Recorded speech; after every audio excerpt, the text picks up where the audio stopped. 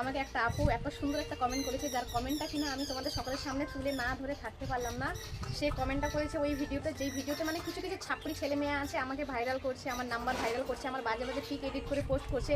আমি তো already viral, ওরা আর কি ভাইরাল করবে, ওরা বুঝে না।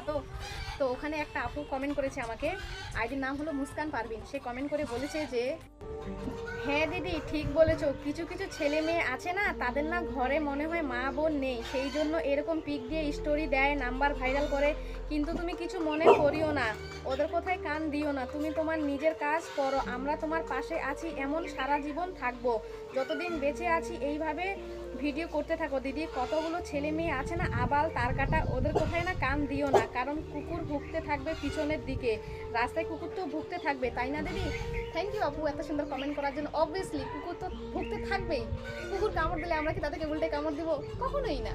তো থ্যাংক ইউ আপু এত সুন্দর একটা কমেন্ট করার জন্য, অসংখ্য ধন্যবাদ, মনটা ছুঁয়ে গেল। তার আইডির নাম হলো মুস্কান পারভিন।